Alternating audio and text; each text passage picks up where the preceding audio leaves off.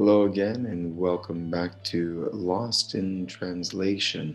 My name is Nico, and this week we are looking at the Torah portion of Shemini and the 10 things that you will miss if you only read the portion in English. So, getting right into it. Number one,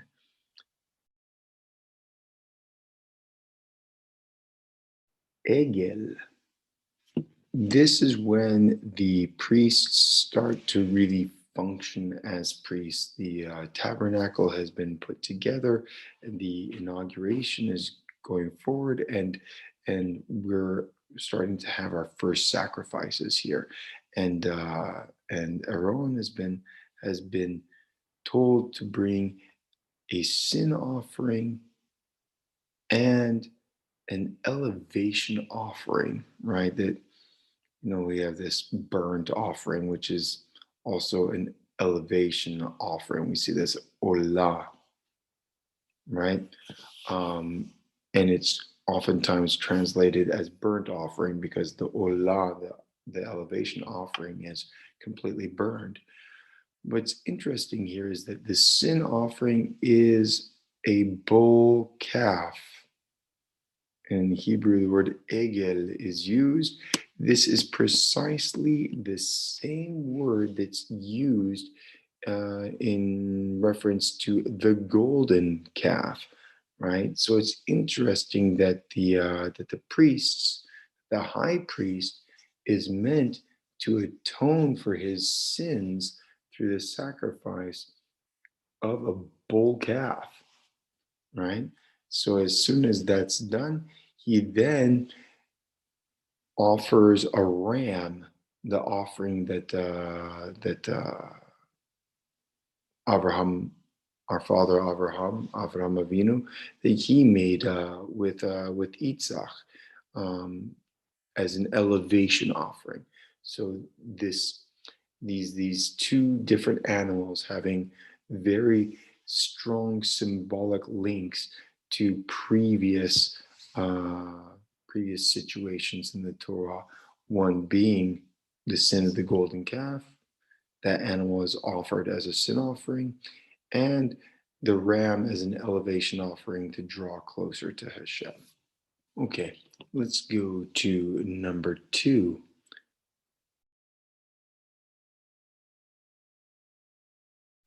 The offerings. Okay, we see here that there are three types of offerings that are being made here. And so Aaron lifts his hands towards the people and blessed them. Uh, he then descended from preparing the sin offering, the burnt offering, or the elevation offering, and the peace offering, right? And so we have these three offerings um, here in Hebrew as well, right? That chatat, olah, and shlamim, right? This is the peace offering. Um, and it's just interesting that there's that order, that there's the atonements for the sin, then there is the elevation offering where we're meant to draw closer, and then the peace feast offering, the peace offering where we you know we're making things complete. Remember that shalom and shalem, perfection, these ideas of payment, perfection, and peace are all connected here. And so that this third sacrifice is meant to make everything whole, right? And it really is the pinnacle. And we have this order of of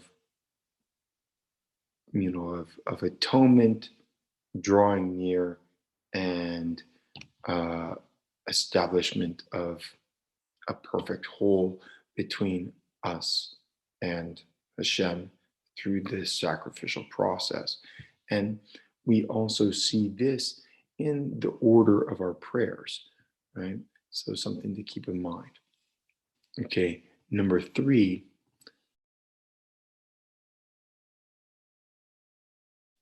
glory of HaShem. So Moshe Rabbeinu is telling Aaron to make the sacrifices and to speak to the people, and that yes, that he's Moshe is telling him this is the thing that the Lord has commanded to do, uh, and the glory of the Lord, the glory of Hashem, will appear to you, right? And so at the end of all this process, down here at the bottom, um, after the 3 sacrifices are made, right? Um, they came out and blessed the people, and the glory of the Lord appeared to all the people. So it's interesting here that this the verb being used v'yara kavod Hashem el kol ha'am, the entire nation, right? That they that they this kavod Hashem, this glory of the Lord, it appeared to them. It's not that Hashem showed it to them, that he was hiding it.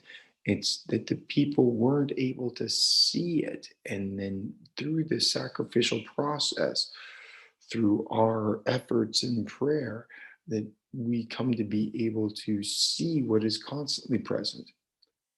Because the universe is full of the glory of the Lord. It's only we blind ourselves to it through our own egoism. And it is this sacrificial process, either through temple service or through prayer, that brings us to a place where that glory can appear to us. And when it does, you know, like the people, like the nation of Israel, we should fall on our faces and sing praises, and it's a different attitude towards the universe, uh, from being self-centered, only serving myself, or being holistically centered, where I find myself as a part of a whole and wish to serve that whole. Number 4,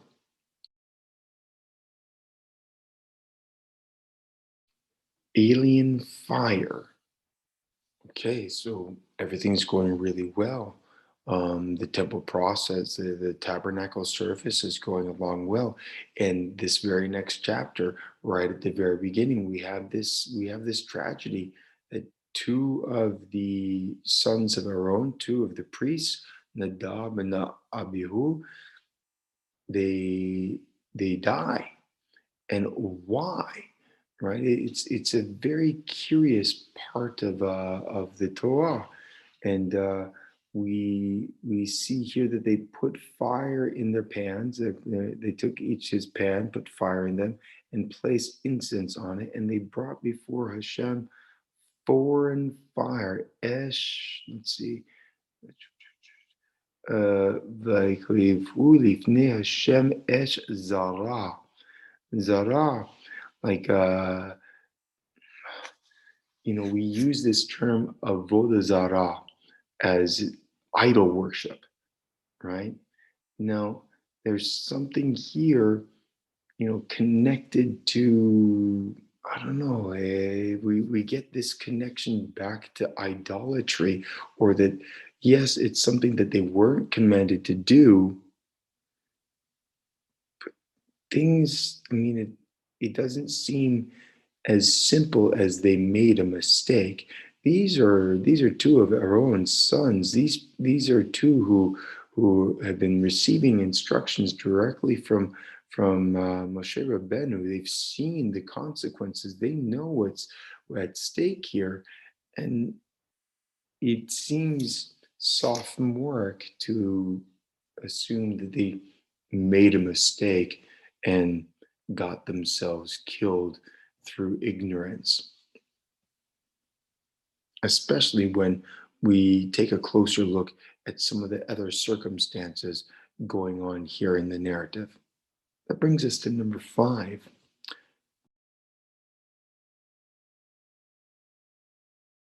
Consumed them, right? So as a consequence of this foreign fire, this Esh Zara, another fire, right, comes forth from Hashem and consumes them. V'tetzeh esh milfnei Hashem v'tochal otam. And we didn't look at it earlier, but when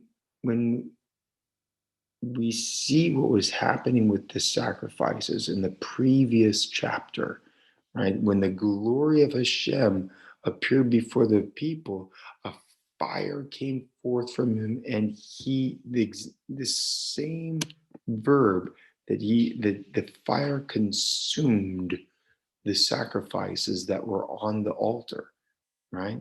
So, okay, this is a strange way to kill these two priests, right? The fire is consuming the two priests, Nadav and Abihu, the same way that the fire consumed the sacrifices.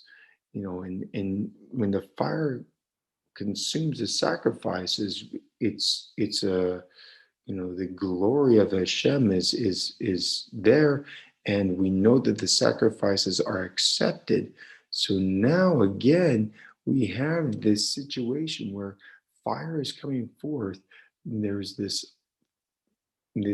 connection to the glory of Hashem and the acceptance of sacrifice, and the consequence is death of the two who are offering it. It's a very curious passage here. And we'll see how it continues to be even more curious. Okay, number 6. Michel, Alciphon, and Uziel. So, like I was saying before, this continues to be very curious, because the first thing that Moshe does is he tells Aaron that, hey, this is something that Hashem had spoken about, that he's going to be sanctified.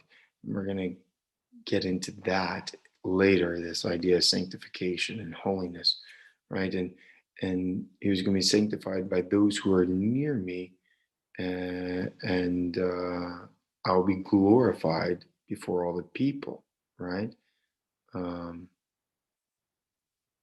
Ekaved ve'idom va'idom.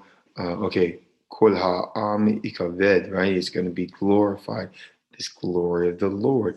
And ve'idom elkon, he was silent about this, right? And so immediately after this, Moshe Rabbeinu calls relatives, cousins of the fallen priests, right? Nephews to, well, I don't know. Wait, there's cousins of Aaron. Excuse me. They're the sons of Moshe and Aaron's uncle, right? And their names are interesting, because here we have Mishael, Elzaphan, Uziel, right? Well, here in Hebrew, of course, we see right away El and El and El being part of their names, right? So we have this connection to Elohim, judgment, right? But at the same time, we have other curiosities that this Mem and Shin together can remind us of Moshe and Meshach, to draw up to anoint. We have ideas of anointment and drawing upwards in this name. It's a it's a fun. If we had a vav in here, it would remind us of the word. It reminds us of the word north, right? And it was on the north side of the altar that sin offerings and elevation offerings were given, right? And if I just saw these three letters, Udzi, I might think of a goat, which is the sin offering of the people, right? So again, we had this egel that was offered as a sin offering from the priests. And then and that connects back to the golden calf, which we understand as being idolatry. And now we have this foreign fire, this Esh Zara, which also reminds us of idolatry. And the sacrifice that these two priests made that eventually, atones for the sin of everybody involved here. And then immediately after this, these cousins, they carry uh, they carry Nadav and Abihu outside of the outside of the outside of the camp, right? And that's where we're told that the ashes of the sacrifices are meant to be taken, right? Are supposed to be disposed of outside of the camp. So again, there's this continued connection between the death of these two priests and sacrifices, that there was some sort of atonement that was made through their death uh, for the whole nation, and the experience was one that glorified Hashem. Number 7.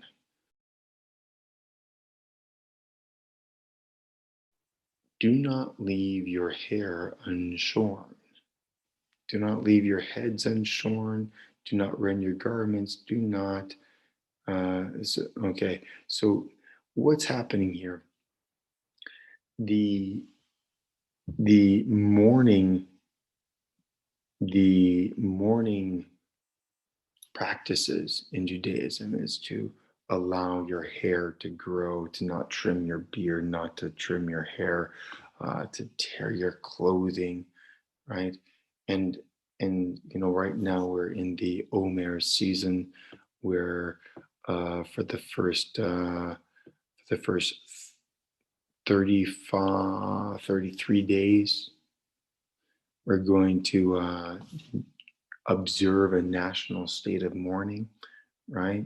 So many of us observe this by not trimming our hair and our beards.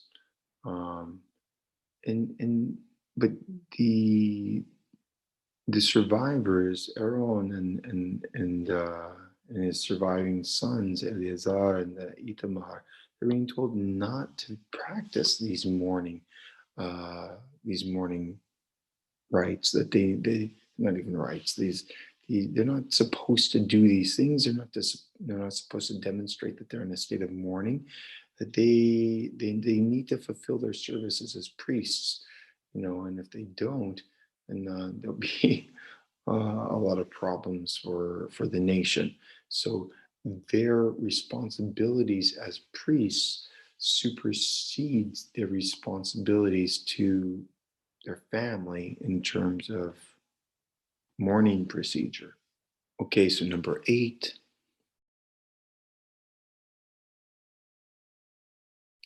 intoxicating wine. Immediately after the death of his two sons, we see this commandment coming from Hashem directly to Aaron, Vaydiber Hashem el Aaron lemor, not to Moshe Rabbeinu, but because usually we have Hashem to Moshe, Moshe to Aaron, but no, this is direct to Aaron, and he's telling him, yeah, this al is a negative imperative, right? Do not tishit and tesht. Ya'in ve'she'achar al tesht, right? To not drink intoxicating wine or wine that leads to intoxication. And many times this is assumed to be what went wrong with Itamar, with the brothers, the first two, Nadav and Abihu, that they somehow drank wine and they were intoxicated and they made this mistake. But again, if we look at the symbology here between eating and drinking, that drinking wine is connected to the idea of chokhmah, of wisdom, and we're even during Purim we're told to drink until we can't tell the difference between good and evil, right? And here we're being told immediately that no, you need to know the differences between holy and profane, or they use this word hachol. Chol is actually sand, right? And this goes back to maybe the idea of the work in Egypt, the worldly, right? They have to know the difference between what is kodesh, separate, spiritual, holy, and worldly, or profane, or secular, right? And when and this is being able to distinguish now that the priests are coming back into this condition of Adam. This is the major quality that distinguishes them from Adam, because before the tree of knowledge between good and evil, Adam had no knowledge of the difference between good and evil, but now they've come back up from Mitzrayim. They've come back up into this condition of closeness to Hashem, where they are reestablishing that connection in the tabernacle that Adam had in the garden, except now they can't get confused. They can't be intoxicated. They need to be able to know the difference between clean and unclean, holy and profane. It's and maybe that's what was happening with Nadav and Abihu, that they were so high in their connection that they had gone back to a state that couldn't exist in this point. And that's why they were put to death. They were consumed by Hashem. They were accepted as a sacrifice, and their state was set aside, that no, you can't be like that. That is dead.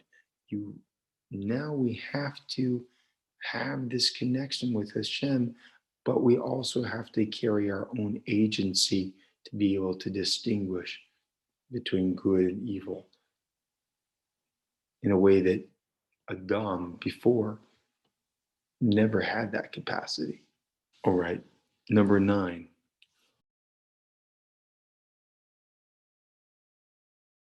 Why did you not eat?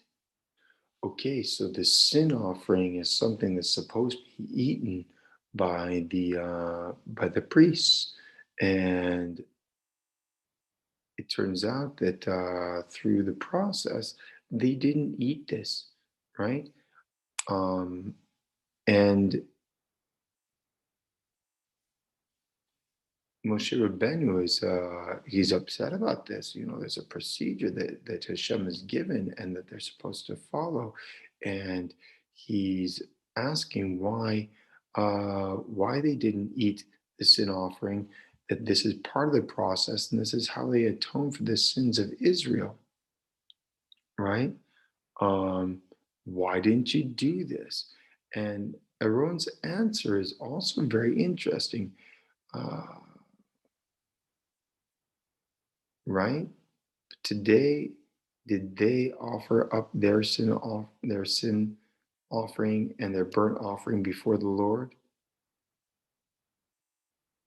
Right? But like these had befallen me, and I had eaten the sin offering today, would it have pleased the Lord? So he's justifying. He's saying, hey, listen, maybe there's connection to, we have this brackets tragic events. The This is connecting back to his sons, uh, Nadav and Abihu, right? That they were the sin offering. I'm not going to eat that, right? That was the real offering. Would it please the Lord for me to partake in that? And yeah, so Moshe, Va'ishma Moshe, Va'itav Be'enav. Okay, so he was pleasing. It was he accepted this as an answer, and he understood. Okay, this brings us to number 10. You shall be holy.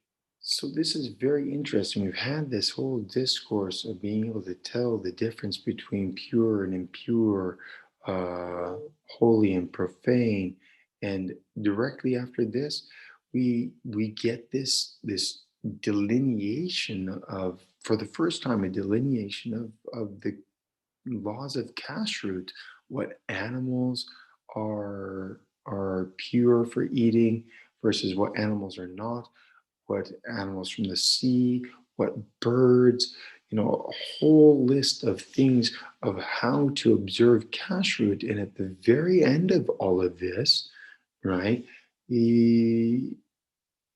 Hashem is saying that that you should not make yourselves abominable with the creeping creepers, okay, and defile yourselves, that you should become unclean through them, right? For I am Hashem, your God, and you shall sanctify yourselves and be holy. This is very interesting because here we get a good look at these words next to each other. Sanctification, the hit kadashtem, right? Kaddish, and Vaihitem, the Shim, right? To be holy.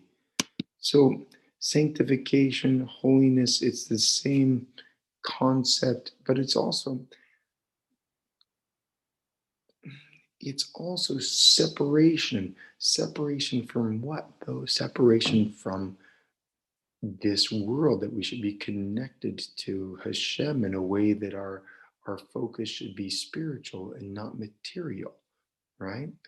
Uh, because from a material perspective, who cares if we eat one animal or another? The only reason we're going to not eat shellfish, which are delicious.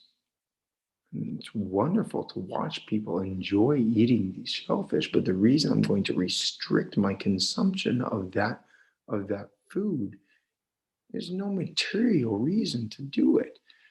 The reason to do it is to give limits to my egoism. And the reason I'm going to give limits to my egoism is to focus myself on spirituality, on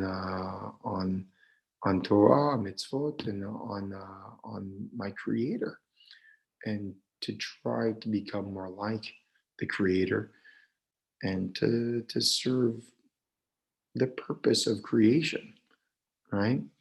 And specifically that He's saying, Ki ani Hashem Elehechem, I am holy, right? He says, Ki kadosh ani, right?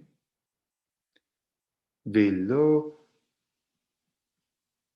titamu et nafshotechem bechol hasharetz haromez al haaretz, right? That we're not supposed to defile our souls, which are supposed to be some sort of, this is the created being that's come out of Hashem, that with all these animals and creeping creatures of haaretz, the desires, right? All these other desires, we're not supposed to activate them. We're not supposed to get our holy spark mingled with all the egotistical desires of this world, right? Instead, we're supposed to, like the priests, be able to discern between what is pure and impure and what is holy and profane, and maintain this connection back to Hashem, right? And it is through that effort that we come to attain our, we come to attain the greatness, the glory of Hashem, and our created purpose. Anyway, there we are for today, for this week. I hope you found it interesting and helpful. If there's any details there that any details in this portion that really jump out at you, please share them. And as always, please like, subscribe, comment, share the video. And until next week, be well.